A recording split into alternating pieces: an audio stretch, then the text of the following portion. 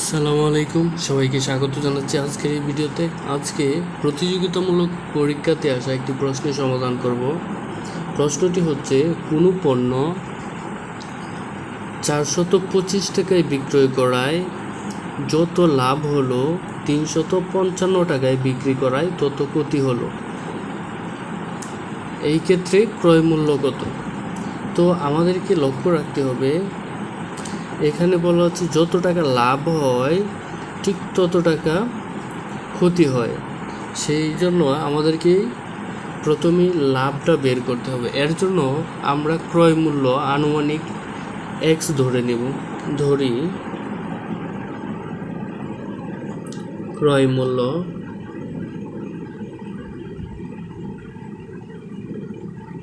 x টাকা। তো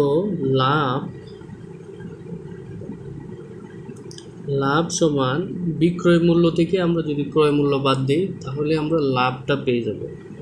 বিক্রয় মূল্য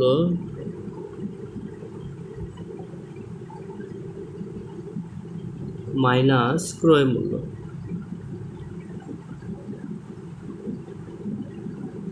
এখানে বিক্রয় মূল্য হচ্ছে 425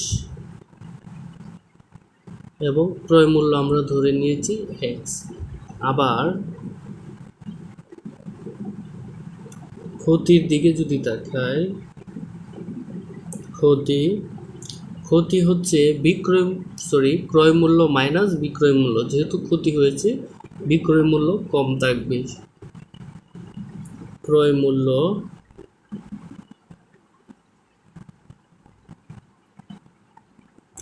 মাইনাস বিক্রয় মূল্য।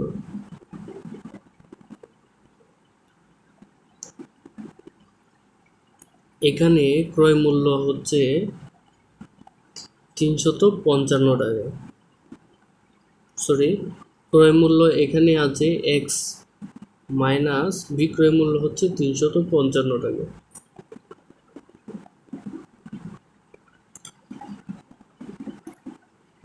এখানে যেহেতু বলা হয়েছে যত লাভ হয় ঠিক ততই ক্ষতি হয়, সুতরাং লাভ এবং ক্ষতির পরিমাণ সমান। তো শর্ত মতে লিখতে পারি,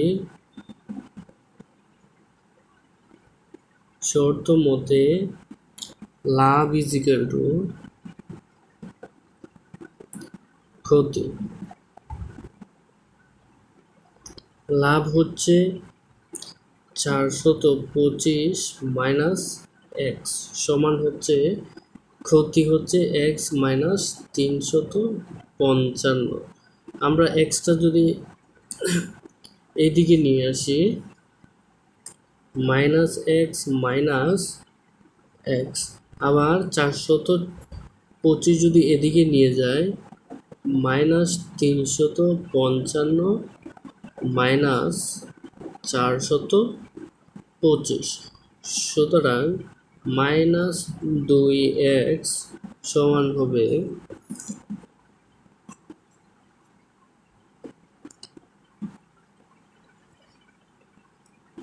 425 355 10 7 8 4 3 7 780। এখন 2x আমরা মাইনাস 2x এবং মাইনাস 780 উভয় দিকে মাইনাস বাদ দিয়ে দেব। সুতরাং 2x ইজ ইকুয়াল টু 780। এখানে বাদ, সুতরাং x ইজ ইকুয়াল টু হচ্ছে 780/2। এখানে যদি ভাগটা করি 780/2, 3 দুগুণে 6, 1 8 9, 9 দ্বিগুণে 18, 0 0 এখানে চলে আসবে। সুতরাং 390 টাকা।